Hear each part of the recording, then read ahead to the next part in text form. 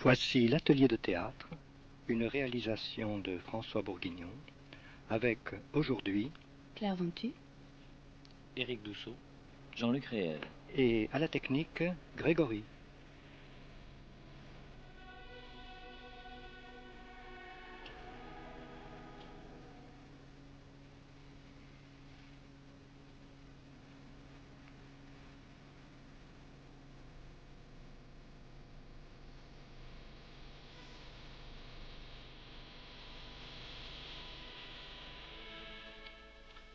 En ce 21 janvier 1995, ce que vous entendez, le requiem de Cherubini à la mémoire de Louis XVI, introduit la lecture presque en entier de la pièce, écrite et créée en 1989 par Jean-Louis Benoît avec la Comédie de Caen, Louis.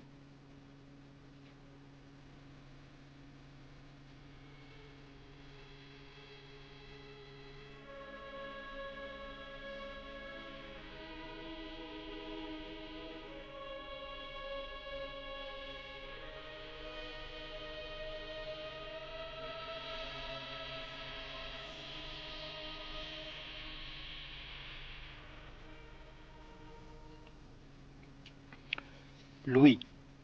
Personnage, Louis, roi de France. Marie-Antoinette, reine de France. Jules, pianiste.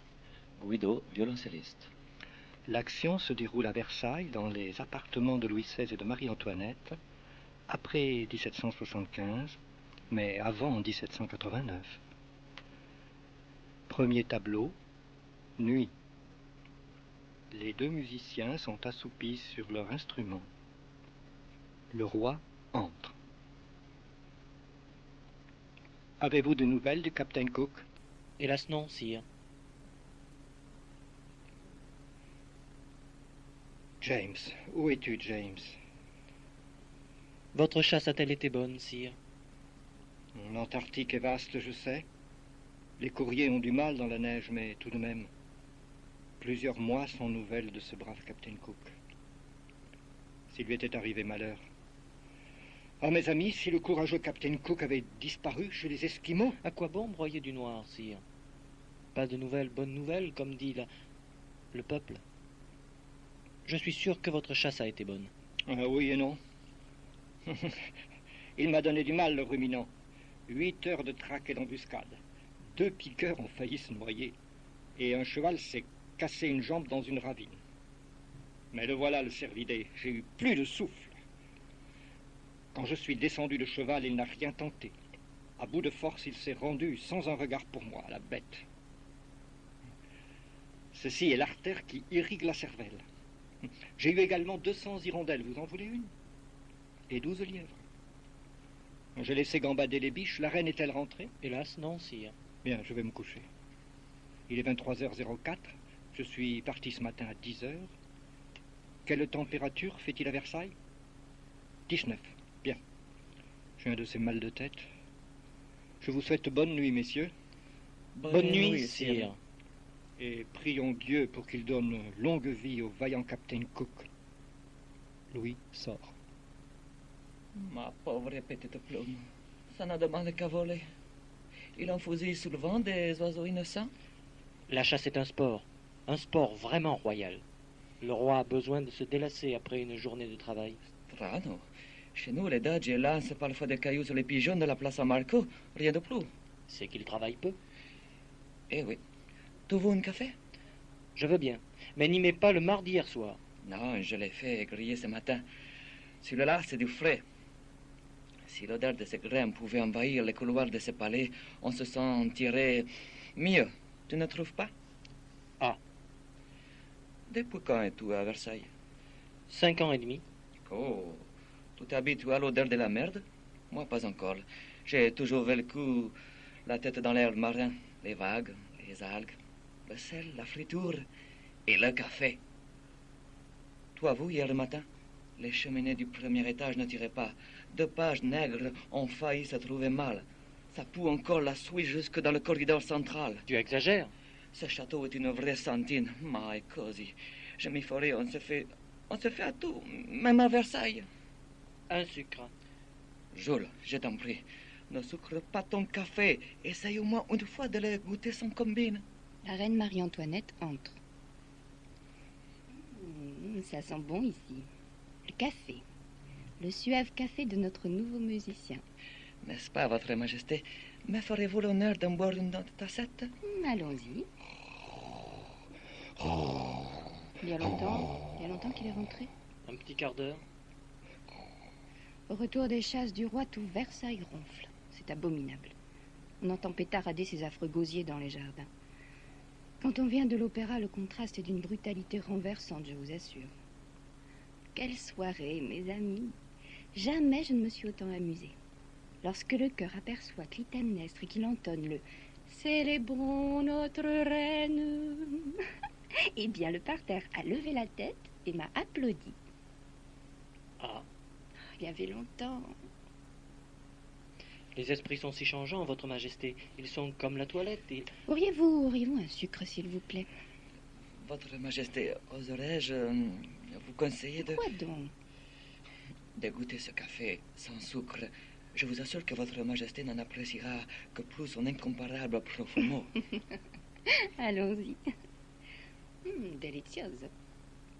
Vous feriez bien, cher monsieur, de faire profiter de vos précieux conseils votre ami musicien Piccini. Il gagnerait ne pas trop sucrer sa musique. Son didon est un infâme sirop. Gluck, lui, quel génie. L'iphigénie de ce soir était bouleversante. Quel naturel, quelle pureté d'écriture, quel sens admirable de la scène. Cette simplicité antique, cette élévation. J'en frissonne encore. C'est chauffé ici. Les cheminées tirent tellement mal dans cette aile du palais. Il faudrait dire à Louis qu'il jette un œil dans les conduits. Si ça se trouve, ce n'est pas grand-chose à bricoler. J'ai vécu une soirée réellement pleine d'imprévus. Et je n'ai pas sommeil, bien évidemment. Figurez-vous que pendant quelques instants, devant l'opéra, j'ai été mêlée aux filles publiques. Vous comprenez? Bien Bien sûr, sûr, Majesté. Vous comprenez. Vous ne pouvez pas comprendre. Puis, dans ma loge, un masque est entré au cours de l'acte 2.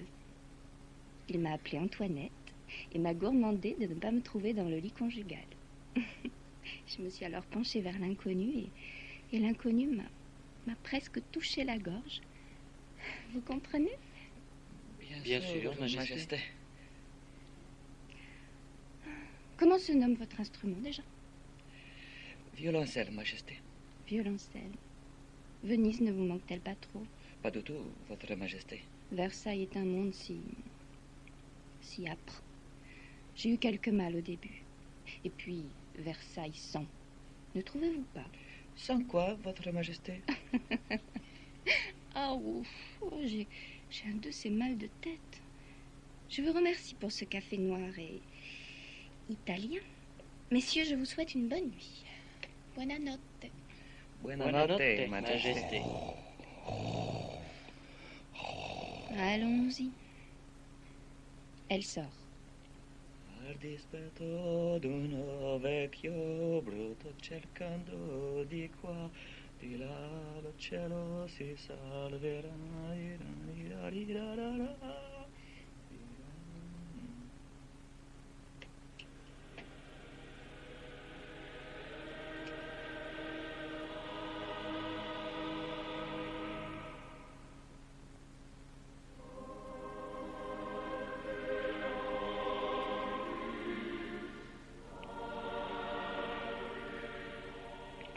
Tableau 2. Jour.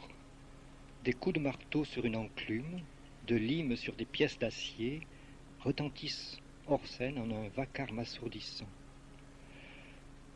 Sur scène, Jules et Guido ont installé sur la scène un repas frugal. Et vous le canonnez le Farneau. Pourquoi ne travaille-t-il pas les bois comme Louis XV? Prépare les éponges et la chemise. Je comprends que la chasse soit un sport vraiment royal, mais ce gusto pour la ferraille. Notre roi est mécanicien d'art. Pas cette savonnette, l'autre, la bleue. Cela l'empêche-t-il de travailler au dossier de l'État? Certainement pas, au contraire, ça le délasse. Et il en a besoin. Et Véro, les rois travaillent beaucoup. Il n'empêche que ce gusto pour les ouvrages mécaniques, c'est la première fois que je vois un roi industriel. Les rois n'ont pas à avoir des mains, mais une tête. C'est la tête la cause importante. Tu n'as pas mis assez d'eau dans la cuvette. Presse-toi un peu, Guido. Piano, piano. Il arrive. La ferme maintenant. Le roi apparaît, torse nu couvert de sueur, la tête dépeignée, ses mains sont noires et graisseuses. J'ai fait un cadenas. Qui causait? Magnifique, sire. La fermeture cette fois-ci m'en paraît astucieuse. Il s'ouvrira sans clé. Sans clé? Sans clé, je te dis. J'ai mis au point... Mais non, je ne dirai rien. C'est mon secret, à moi. Je suis une force qui va. Il est 12 heures. Je suis resté 3h21 dans ma forge. Quelle température fait-il ici? 20 tout rond. La reine n'est pas là? Hélas, non, sire. Passe-moi mes lunettes. Que m'avez-vous préparé à manger? Un pâté de tête, une côtelette et une pomme. Et dire que le capitaine Cook doit en ce moment manger du kangourou. Si nous devons entreprendre des voyages lointains, voilà qui doit attirer toute notre attention, la nourriture. Le capitaine Cook l'a bien compris, lui. De la choucroute, tous les jours de la choucroute pour l'équipage, officier compris. Vous avez entendu parler du scorbut, vous, monsieur Guido, qui venez d'un pays ouvert sur la mer. Vous devez bien avoir entendu parler du scorbut. Qui est-ce? Quel âne! Le fléau moderne, l'extermination des marins, la fin des voyages. Léthargie, anémie, gencives qui saignent, dents qui se déchaussent, articulations prises de raideur, lenteur des plaies à se cicatriser. La moitié des marins de Vasco de Gama a succombé du scorbut chez les nègres. Mais l'année dernière, alors qu'il ne connaissait pas les travaux du docteur Lind, le génial capitaine Cook, après avoir observé le mal affreux, a trouvé, lui, la choucroute. Quotidiennement de la choucroute et plus de scorbut. C'est grâce à la choucroute que le capitaine Cook découvrira le passage du nord-ouest entre l'Atlantique et le Pacifique. Du moins, je l'espère. Au fait, pas de nouvelles? Hélas, non, sire. Une bonne nourriture et le vaisseau avance. Plus besoin de fouet. La choucroute, pas le fouet. La choucroute pour les gens de la mer, le blé pour les gens de la terre. J'aime mon peuple. Ce pain est bon. Il ne faut pas prendre à la légère les nécessités frumentaires. Vous vous êtes promené dans Paris, Guido? De vos yeux, vous avez vu les arrivages de harengs, de morues, les bovidés de l'Anjou, les ovins du Poitou, les châtaignes de Corse. Et nous reparlerons de la pomme de terre. J'aime le neuf. Le niveau de vie de la France est le plus haut de l'Europe. Et velo che la notice de la fin sème les désordres. Certo, certo. Difatti, je partage pleinement l'opinion de Sa Majesté lorsqu'elle veut dire qu'une bonne nourriture est source d'ordre et de paix. Vous vous intéressez à la politique, Guido? Certo no, sire. Il y a longtemps que tout Vénitien qui se respecte se fout de la politique. À Venise, la politica est solamente pour les chevaliers et les princes, savez-vous, à ceux qui portent la stola. Je ne vais pas me risquer à émettre un avis. Oh Dieu, je me retrouverai sous les plombs. Ma Vichy, Jules. Non est que je ne comprends rien à ce qui se passe. Je lis les postillons et les courriers. Je sais que la fille du roi de Mongolie a sposata le prince héréditaire de la Chine, que la Chine a envoyé une ambassade au grand khan des Tartares, mais qu'il tombe sous le sens commun que la Tartare n'accueillera pas l'ambassade perchée. Guido, une autre serviette pour les mains de Sa Majesté. Si seulement je pouvais ne pas me mêler de politique. La mer, Guido. Le jour où votre Venise a perdu la mer, elle a signé son arrêt de mort. La mer, toujours la mer. Votre marine est dans la tombe, vous en avez trop négligé le ministère. Quant à votre suprématie sur la terre, j'aurai la bonté de ne pas vous en dire un mot. Puis-je oser, quant à moi, vous en toucher un ou deux, sire? À la fin de la guerre russo-turque, Stop!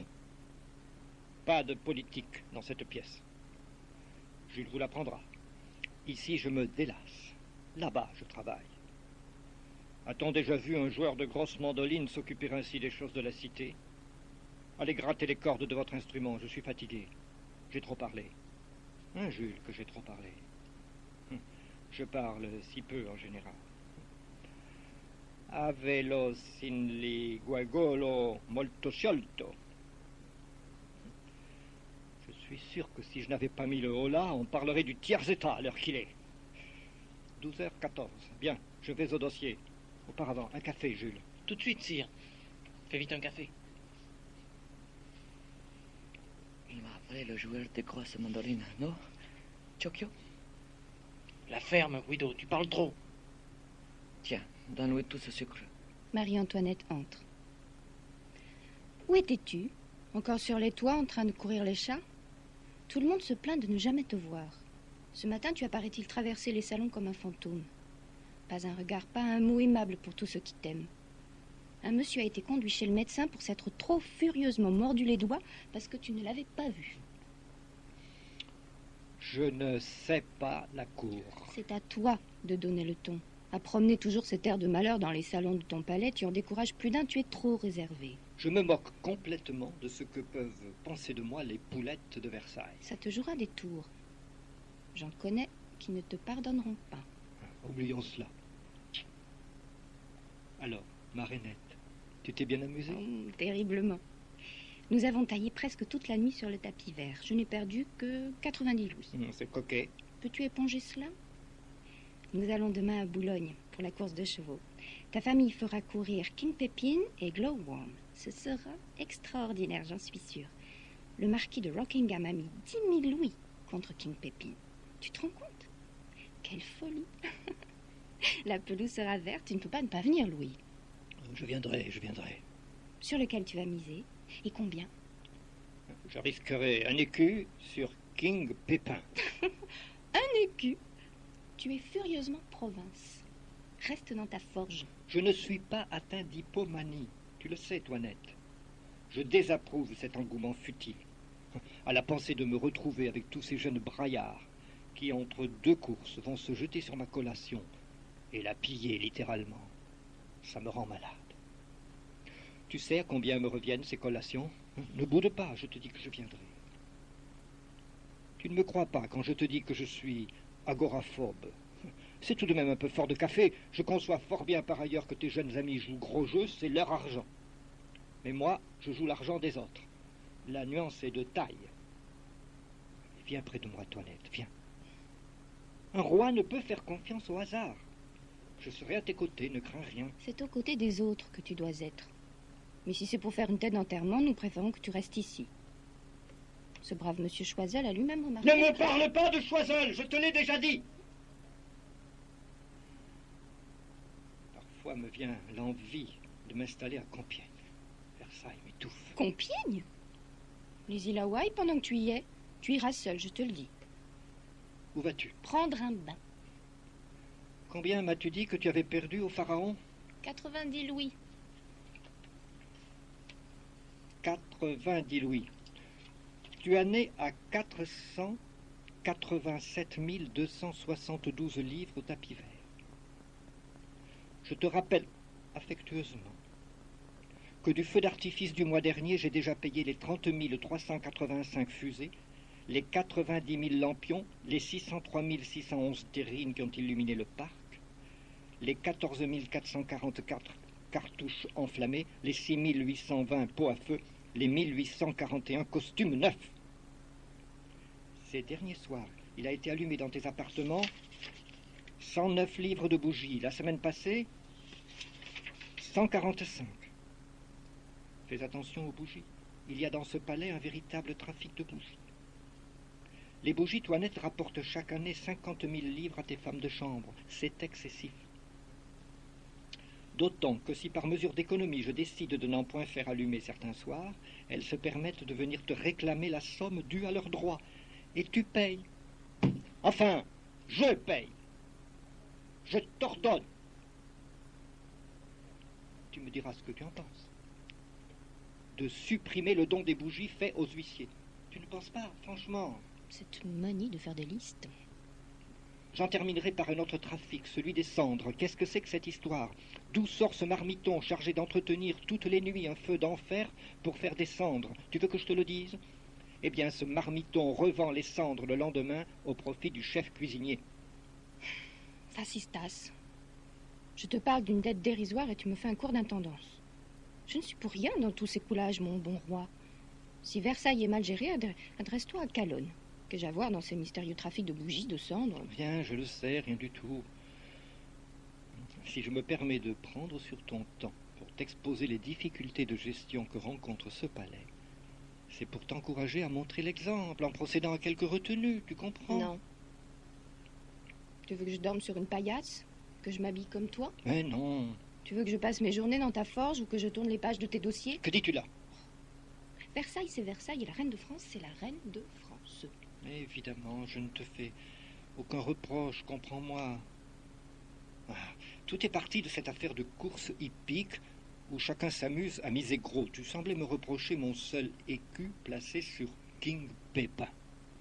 Je me suis permis de te tracer un tableau d'ensemble des abus financiers perpétrés dans ce château, et je ne t'ai pas tout dit. Pour te faire comprendre que tout cet argent distribué à mauvais droit, ce n'est pas le mien. Comment ça, pas le tien? Tu es le roi de France, non? Décidément, avec toi, tout ce qui vient de la flûte retourne au tambour. On ne peut pas te parler. Tu es un drôle de Bourbon, quand même. Et ma dot de 200 000 florins que je t'ai apportée, qu'en fais-tu? Et la rente de 20 000 écus d'or que je t'assure? Et les 100 000 écus de bijoux? Qu'en fais-tu? Où sont-ils, ces bijoux? Oh. Je veux mettre de l'ordre et de l'économie dans ma maison. Ceux qui y trouveront à redire, je les casserai. Excuse-moi, je n'aime pas m'emporter ainsi. Mes douleurs à la tête me reprennent. J'ai peur d'avoir la petite vérole. La petite vérole? Il n'y a rien de petit chez les grands. Tu suis bien ton régime? Mais bien sûr, bien sûr. J'épongerai tes dettes. Va prendre ton bain, ma chérie. Tu ne veux tout de même pas qu'on déménage pour Compiègne? Mais non, c'était une facétie. Mais j'ai parfois besoin de calme, de détente, d'isolement. N'y pense plus, va. Je rentrerai tard. Elle sort. La couronne me pèse. Mes maux de tête viennent de là. Nous régnons trop jeunes. L'homme le plus embarrassé de ce pays, c'est moi. Que de peine. J'ai plus de mal à gouverner ma femme que le royaume. Elle est gracieuse, cependant, mais ceux qui l'entourent sont des êtres trop légers, trop inconstants, toujours avides de nouveautés, dépensiers, tellement dépensiers. Je ne suis entouré que de murmurateurs, je suis trop bon. Et si les Français s'aperçoivent qu'un prince n'est bon que parce qu'il est faible, timide, incertain, irrésolu, ils le méprisent, c'est normal. Le plus terrible des fardeaux, c'est bien celui du pouvoir absolu. Il me semble que l'univers va tomber sur moi. Enfin, que voulez-vous? Je suis une force qui va. 12h43, au travail. 22 degrés, tiens, la température a monté.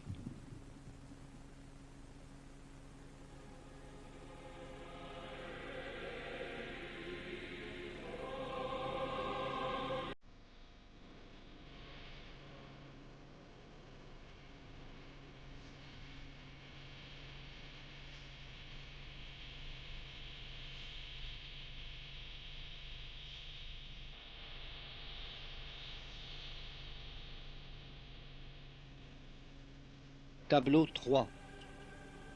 Nuit. La scène est vide. Tout à coup apparaît le roi Louis en chemise de nuit. Non! Non, va-t'en! Va-t'en, Joseph! Laisse-moi, je t'en prie! Non! Non! Sire, sire, que se passe-t-il? Que faites-vous ici, sire? Je crois que j'ai fait un cauchemar. C'est affreux, je ne comprends pas. Comment me suis-je déplacé de si loin de mon lit? Jules, tu es là. Guido aussi. Donne-moi un verre d'eau, je t'en prie. C'est quoi les vers, Jules? C'est quoi les rêves, Jules? Le fantôme de mon frère Joseph est encore venu me visiter, couvert de sang, sur son cheval en carton. Quelle horreur! Pourquoi me tourmente-t-il ainsi? Si seulement il avait pu vivre, il serait roi. Et je coulerais des jours tranquilles à New York ou Compiègne. On dirait qu'il m'en veut de sa mort. Franchement, je lui l'ai-je demandé à régner, moi? Je crève de chaud. Porte-moi un sorbet, tant pis pour le régime. Vous croyez aux fantômes, Guido? Certo, sire. Les rois sont souvent les sujets de ces apparitions effrayantes. Voyez Hamlet. Vous avez raison, Guido. Les rois sont des êtres obligatoirement tourmentés. Avant de m'endormir, je lisais la vie de Charles Ier d'Angleterre. Je l'aime beaucoup, Charles. Il était faible. Lui aussi faisait des cauchemars, le pauvre. Il a eu la tête tranchée sur un billot, vous le saviez? Hélas, non, sire. J'ai toujours vécu avec les morts. Et cependant, je ne m'habitue pas à leur visite. Mon père, mon grand-père, mon frère, ma mère. J'ai toujours été écrasé par les deuils, Guido, toujours. Le crépon noir, voilà quel fut mon unique décor. Mais peut-être peut-il y en avoir un autre pour le théâtre de la royauté? Quelle heure est-il? 3h09 du matin, sire. Il doit faire dans les 0 degrés. Merci, Jules, tu es bien bon. Le froid me fera du bien. Allez vous rendormir, je n'ai plus besoin de vous. Merci, mes amis. Marie-Antoinette répète une scène du Barbier de Séville. Guido, le texte à la main, lui donne la réplique. Le roi, lointain, assis dans un fauteuil, les regarde. Comme le grand air fait plaisir à respirer, cette jalousie s'ouvre si rarement. Quel papier tenez-vous là? Ce sont des couplets de la précaution inutile que mon maître à chanter m'a donné hier. Qu'est-ce que la précaution inutile? C'est une comédie nouvelle? Quel drame encore? Quelle sottise d'un nouveau genre? Je n'en sais rien. Les journaux, l'autorité, nous en ferons raison. Siècle barbare. Mais pourquoi sautillez-vous toujours ainsi? Bartholo n'est pas Figaro. Restez en place, là, derrière moi. Scusi, Majesté, j'imaginais cet homme plutôt verde, sautillant, une pantalone. Vert et sautillant, qu'est-ce qui vous fait penser ça? Rien dans le texte ne le dit. C'est un vieillard, amoureux, grotesque, sourd et avare. Un point, c'est tout. Aucune verdure. Imaginez-vous une seconde qu'il puisse procurer du plaisir à une jeune fille comme Rosine? Faites-le tasser. Immobile, vous m'entendez? Immobile et tassé. À la vostra disposizione, Majesté. Je reprends plus haut? Si. Les journaux et l'autorité nous en feront raison. Siècle barbare. Vous injuriez toujours notre pauvre siècle. Partons de la liberté. Qu'a-t-il produit pour qu'on le loue? Sottise de toute espèce. La liberté des pensées. L'attraction. L'électricité, le tolérantisme, Scusi, Majesté, je ne comprends pas ces mots. L'inoculation. Vous ne savez pas ce que c'est, l'inoculation? Hélas, non, Majesté. L'inoculation de la petite vérole. L'introduction dans le corps d'un peu de petite vérole de façon à ne pas la contracter. Moi-même, j'ai été inoculée. Si j'ai pu assister au dernier jour de Papa Roi XV, c'est parce que j'étais inoculée. Le roi, lui, ne l'était pas, il a dû rester devant la porte. Hein, Louis? Bon, continuons, s'il vous plaît, j'aimerais réviser toutes mes scènes. L'inoculation, la quinquennale, l'encyclopédie et les drames. Oh, ma chanson est tombée en vous écoutant. Courez donc, monsieur, ma chanson, elle sera perdue. Que diable si l'on tient ce que l'on tient? Là. Attends, oui, là, le comte paraît, ramasse un billet, s'en va, blablabla. Bon, c'est à vous. Où donc est-il? Je ne vois plus rien. Sous le balcon, au pied du mur. Vous me donnez là une jolie commission. Il est donc passé quelqu'un? Je n'ai vu personne. Et moi qui ai la bonté de chercher... Bartholo, vous n'êtes aucun sot, mon ami. Ceci doit vous apprendre à ne jamais ouvrir de jalousie sur la roue. Mon excuse est dans mon malheur. Seul, enfermé en but à la persécution d'un homme odieux, est-ce un crime de tenter à sortir de l'esclavage? Rentrez, signora. C'est ma faute si vous avez perdu votre chanson. Mais ce malheur ne vous arrivera plus, je vous le jure. Bien, cette scène ne présente pas de difficulté. Je trouve, monsieur, que vous sautillez encore trop. Votre tempérament italien, sans doute. Vous arlequinez sans cesse. Peut-être le faites-vous trop chaud, ce méchant homme. Que penses-tu de cette scène, Louis? Ça ne vaut pas Molière. De toute façon, toi, à part les tragédies... Tu ne lis que des saloperies. Marie-Antoinette quitte furieusement la pièce. Ce que j'aime dans les tragédies, c'est qu'on y voit des rois. Des rois toujours glorieux aux premiers actes et toujours pitoyables à la fin. Des rois qui sont des hommes en quelque sorte. Les comédies proposent le contraire. Leurs personnages médiocres ont toujours des soucis à l'acte 1, mais le dernier acte finit évidemment par des chansons. Le contraire de la vie.